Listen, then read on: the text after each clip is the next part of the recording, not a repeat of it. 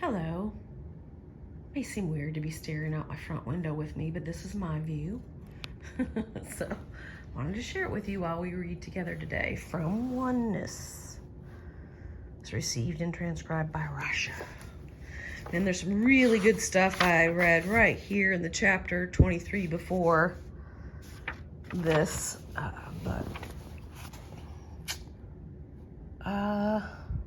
yeah, we'll go ahead and start with that. It was just helpful. It was useful to me today. It's the end of a chapter, and I read it. So I just kind of randomly flipped to this, so I can't say that I even remember what the chapter was about, though I've read it several times. Page 227 is where I'm starting in Oneness. I highly recommend this book. Of all the tools I have in my mental health grab bag, man, when I'm struggling with utilizing any of the rest of them, this one just brings me home every time. I wasn't expecting to just stare at the pages, but maybe I'll do that too. It serves no one to invalidate the process of those who are choosing to remain stuck in habitual patterns. God, I could just stop there. I wasn't sure I was going to reference this, but I went to an Al-Anon meeting today in my neighborhood. Something new for me. I don't have an identified alcoholic in my life, but the more I learn about the disease, there's just these isms. You know, there are people in your life that kind of act that way, and they develop certain, whatever ism means to your brain. It just lands for mine. There's the term dry drunk, which, I don't know, still is uncomfortable for me, but we've been talking about choices the last couple of weeks in the Thursday morning group, and I felt some shame around that, you know, when they talked about, well, you have a choice. You know, when your life becomes unmanageable, it's not because of other in your life, it's because of choices you're making. And there was a section in Courage to Change, maybe we were reading, that spoke of those moments when it feels like we're making the only choice we have available to us in that moment. We're making the only choice we have available to us from the level of consciousness that we're at in any given moment. And there was grace in that message. The leader, you know, they're not supposed to crosstalk, but the leader spoke up to somebody when they were talking about feeling maybe bad about a choice they'd made and said, well, you have a choice. It's like, okay.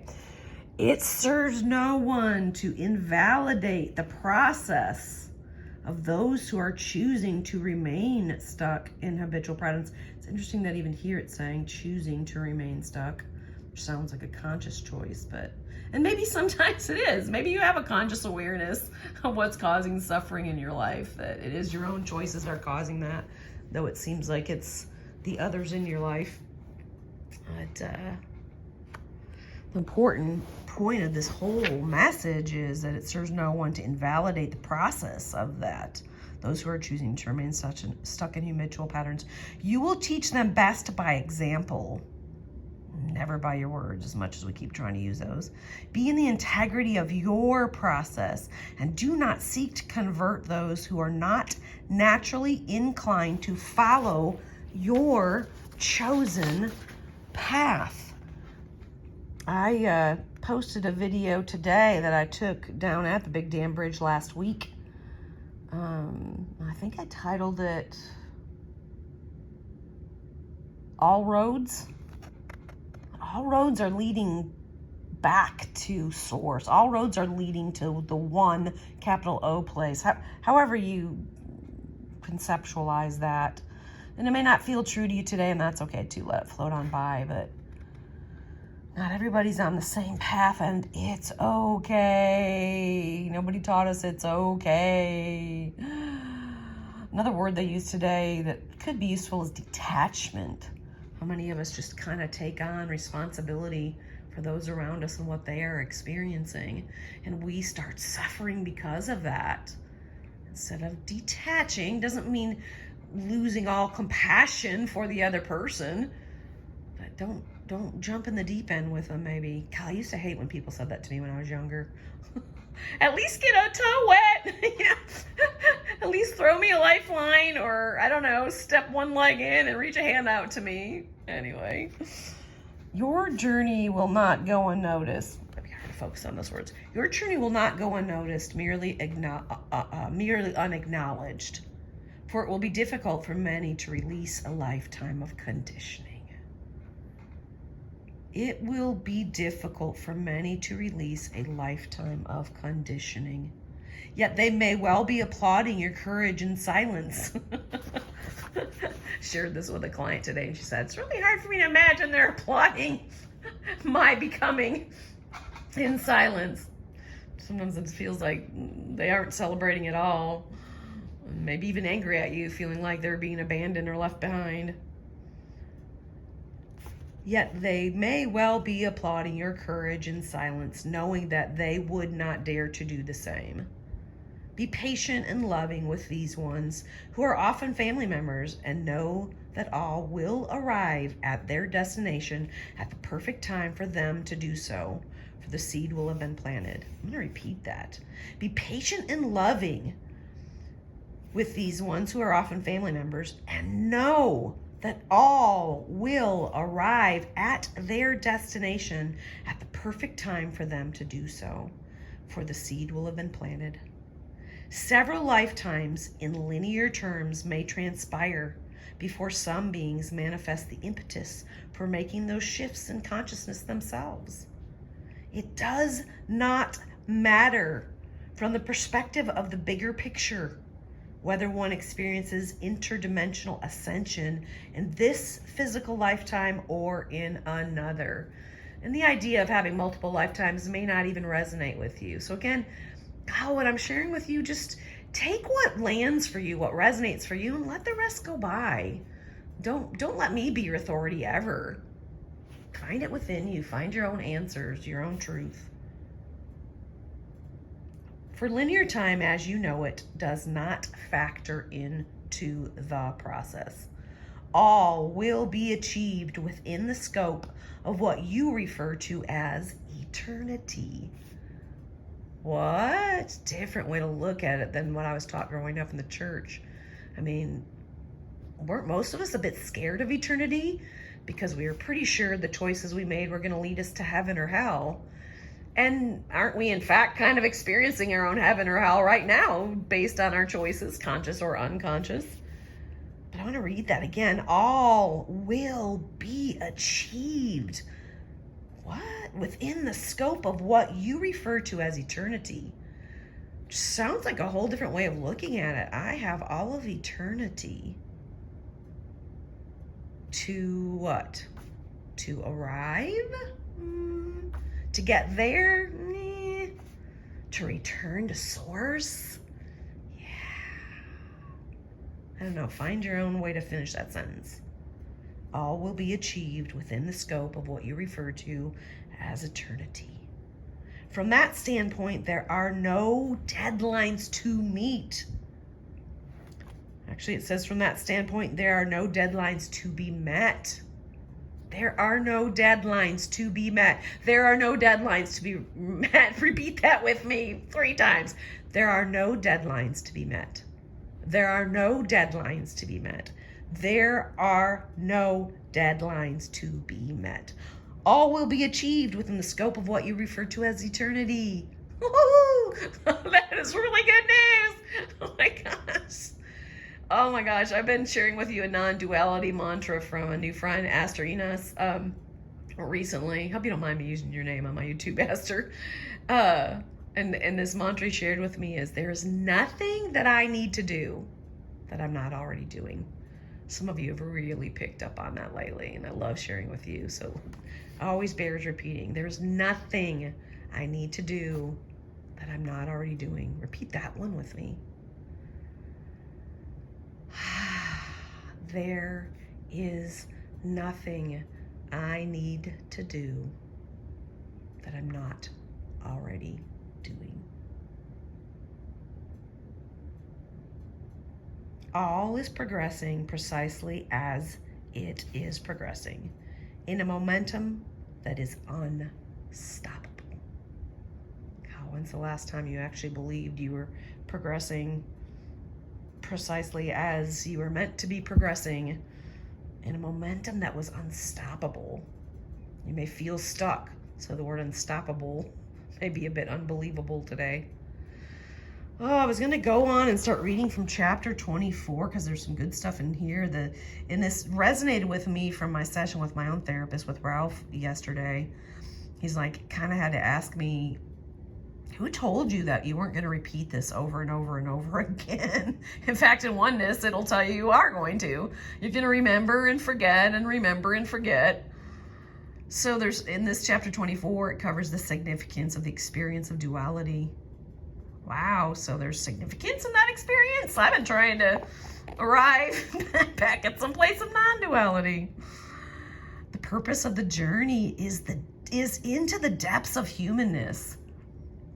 It's one thing, he used the word deep yesterday. He said, Laura, you go deep. You've gone deeply into the human experience. You've attached in moments. That's why I could use the word suffering or sad or grieving the loss of a few things, some people and a spiritual community and a building where we used to meet as that spiritual community. I've been grieving the loss of all that recently, and my younger roommate was like, well, it's exciting. I'm like, I'm glad you're excited. And this, if you're watching this, is not a judgment, I promise. And these are the words of my therapist, that it's possible that you just didn't attach as deeply as I did. Of course, I've also been there for over a decade. And again, there's no judgment in that. It's just the deep dive that I took, the level of attachment that I made. It's just taking me a little bit longer to grieve it. The gift of experiences of adversity as a foundation for the experience of oneness. The gift of experiences of adversity? As a foundation for the experience of oneness? I keep thinking adversity is my way of failing to be in non-duality and return to oneness. Oh my God, this is exactly what Ralph said to me yesterday. So I really needed this again today. Thank you, thank you, thank you. It's perfect, of course. So let's go ahead and read these first two chapters. That's as far as I got today. The inclination to place the concept of God in an exalted position within the framework of a personal philosophy is at the root of all that holds one back in one's experience of God. What? Oh, I remember a friend who came to me with Unity, to Unity, that this spiritual community I'm referring to. And he didn't say anything about it afterwards. And I had just found it. It was around my birthday time and came as a gift to me. And I wanted to hear what his experience was. And so I finally had to ask. I think I let several months go by, and he said, well, they were lovely people. And they seemed very present in their hugs, which is real important to me. Present in their hugs. But they didn't seem to be worshiping Jesus. And I thought, wow, I can see how that was troubling to him, because we grew up in a tradition. He and I didn't even grow up in the same church, but we both grew up in traditions that placed great importance on worshiping God as outside of ourselves, as exalted. So I could see why that was uncomfortable for him, and it was probably equally uncomfortable to hear me say, I don't think I had read Oneness at the time, but maybe I had. I think it came from some, I call it a remembrance within me, that God didn't want to be worshiped anymore because that set God apart as separate from us.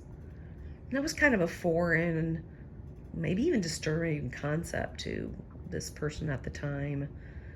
And I was going to go on to say it made me feel at the time like we were on different spiritual paths. Maybe that was the way I thought at the time, which is a very dualistic way of thinking. And if we go back to the idea that we're maybe on different paths, we maybe are walking different roads, or we're taking different paths to the top of the mountain, if you want to look at it that way. We're on different roads, but they're all leading to the same place, y'all. That may not be sound like something you believe yet today, or certainly were taught growing up in or out of the church. Let's go back to this for a minute, see if we can focus on this page. Doesn't want to focus. There we go. So the inclination to place the concept of God in an exalted position within the framework of a personal philosophy is at the root of all that holds one back in one's experience of God. Let's read on and see what they mean, what oneness means, because that's the author of this book, even though it's received and transcribed by Rasha. For God is not within you to be worshipped or feared or even to be understood, but rather to be experienced and known. The very act of the exaltation of the divine creates a delineation between that divine presence and oneself. Here's that word I used just a second ago, a state of separation that constitutes a barrier to the very connection that one most fervently wishes to realize. Wow.